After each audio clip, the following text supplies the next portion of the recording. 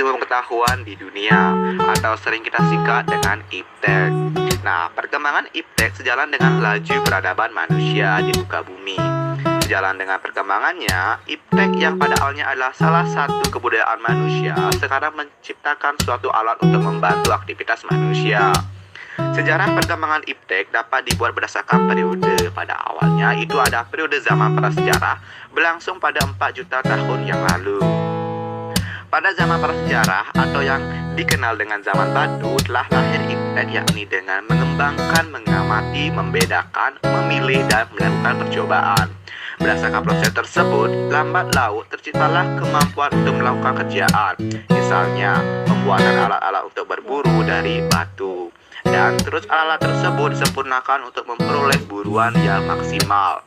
Semua hasil buruan tersebut dikumpulkan dan dimakan langsung. Namun setelah mereka mengenal api, mereka menggunakannya untuk memasak hasil buruan tersebut. Hasil ini mendorong mereka membuat periuk dan barang pecah lainnya. Kemudian dalam perkembangannya, mereka mulai bercocok tanam dan bertani dengan peralatan yang juga meningkat, dari penggunaan batu sampai menggunakan logam berupa perunggu dan besi. Ilmu pun semakin meningkat. Nah, lalu timbullah zaman Yunani. Ini berlangsung pada sekitar 600 sampai 200 sebelum Masehi.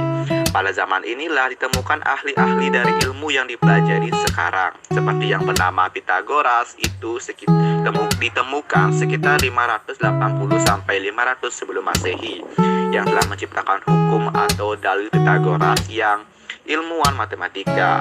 Socrates ini ditemukan sekitar 470 sampai dengan 399 sebelum Masehi. Plato ditemukan sekitar 427 sampai dengan 347 sebelum Masehi, dan muridnya Aristoteles itu ditemukan sekitar 384 sampai dengan 322 sebelum Masehi. Di zaman ini pula terdapat ilmuwan yang melahirkan ilmu yang sangat penting, diantaranya Euclid itu sekitar 330 sebelum Masehi, yang menciptakan ilmu ukur dan susunan secara cermat.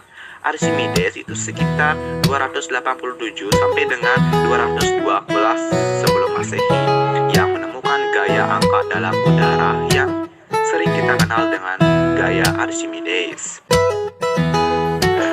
Perkembangan iptek di Indonesia. Di Indonesia, ilmu pengetahuan dan teknologi mulai berkembang sejak masa kolonial Belanda. Perkembangan ilmu pengetahuan dan teknologi pada masa kolonial Belanda ini ditandai dengan berdirinya perusahaan swasta asing, misi keagamaan, dan pendidikan barat. Berbicara tentang perkembangan iptek di Indonesia, tentu tak bisa lepas dari peran teknologi informasi yang berkembang. Sebagai satu di antara negara berkembang di Asia, penggunaan teknologi di Indonesia tergolong besar. Berbagai usaha untuk memajukan kualitas iptek di Indonesia pun dilakukan. Beberapa produk buatan anak bangsa pun diakui dunia. Misalnya, teknologi konstruksi sistem cakar ayam, jembatan Sosrobahu, hingga teknologi jaringan 4G. Berikut adalah beberapa contoh perkembangan ilmu pengetahuan dan teknologi di Indonesia, antara lain. Pertama yaitu satelit. Satelit milik Indonesia dinamakan Sistem Komunikasi Satelit Domestik (SKSD) Palapa. Satelit ini dibangun melalui sistem komunikasi yang dikendalikan Indonesia sejak tahun 1974 dan selesai pada tahun 1976. Sistem satelit Palapa ini memungkinkan Indonesia mengakses berbagai informasi melalui sinyal yang dipancarkan ke berbagai perangkat elektronik seperti televisi, radio, telepon, dan sejenisnya. Yang kedua yaitu telepon seluler. Jauh sebelum smartphone yang kamu miliki sekarang, teknologi telepon seluler sudah dikenal di Indonesia sejak tahun 1990-an. Saat itu penggunaan teknologi ponsel memang masih sederhana, yaitu hanya sebatas untuk melakukan dan menerima panggilan hingga mengirim pesan singkat short message service atau SMS. Awalnya, jenis telepon seluler yang dipasarkan di Indonesia berteknologi sistem AMPS (Advanced Mobile Phone System). Namun, karena memiliki kelemahan yang tidak dapat menjangkau daerah yang terpencil, Telepon seluler pun beralih ke teknologi sistem global sistem mobile (GSM). Penggunaan GSM terlihat dari banyaknya stasiun pemancar sinyal seluler (Base Transceiver Station atau BTS) yang didirikan di daerah terpencil di Indonesia. Seiring perkembangannya, kini penggunaan telepon seluler pun jauh lebih kompleks dari yang hanya menerima panggilan dan berkirim pesan menjadi perangkat personal yang lengkap dengan berbagai aplikasi canggih, mulai dari pemutar lagu, kamera, hingga mengakses jaringan internet. IPTEK artinya ilmu pengetahuan dan teknologi. IPTEK merupakan ilmu yang mempelajari tentang perkembangan teknologi berdasarkan ilmu pengetahuan. Teknologi mengacu pada metode, sistem, dan perangkat yang merupakan hasil dari pengetahuan ilmiah yang digunakan untuk tujuan praktis.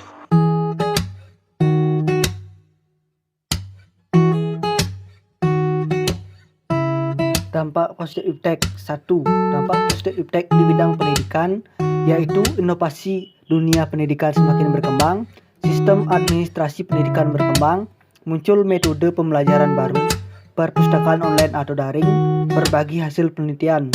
2. Dampak positif di bidang pemerintahan, yaitu pelayanan lebih baik, pelayanan yang efisien, adanya CCTV, akses informasi lebih cepat, dan dampak positif di bidang ekonomi, yaitu produktivitas industri meningkat, bisnis teknologi semakin ramai, pembayaran secara online lebih mudah.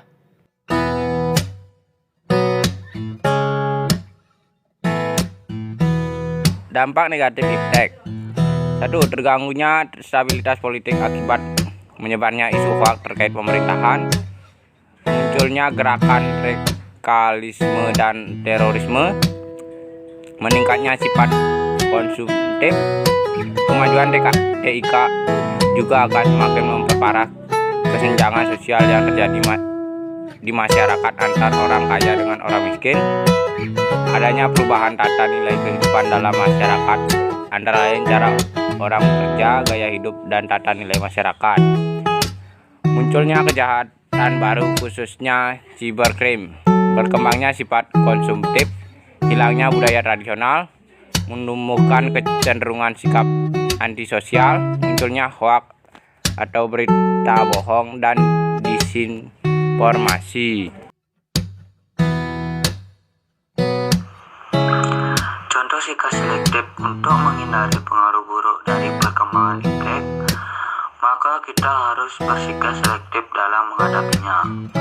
Berikut contoh sikap selektif dalam menghadapi pengaruh IPTEK. Berpegang teguh pada dasar-dasar negara dan konstitusi, mengamalkan nilai-nilai Pancasila dalam kehidupan sehari-hari, menegakkan supremasi hukum, berpegang pada nilai-nilai budaya dan norma yang berlaku di masyarakat, menanamkan nilai etika dan nilai agama dalam kehidupan sehari-hari, menegakkan hak asasi manusia dan menjauhi penyimpangannya, terbuka mendukung dan mengikuti perkembangan IPTEK, menolak IPTEK yang memberikan pengaruh buruk pada HAM dan menyalahi dasar negara, membiasakan berperilaku baik dan tolong-menolong pada sesama, belajar dengan giat agar tidak tertinggal dengan perkembangan IPTEK, menegakkan supremasi hukum tanpa adanya diskriminasi, bersikap kritis terhadap perubahan IPTEK yang terjadi, menjaga pengawasan penggunaan teknologi, terutama pada anak di bawah umur, pendidikan yang kuat akan dasar negara, nilai agama,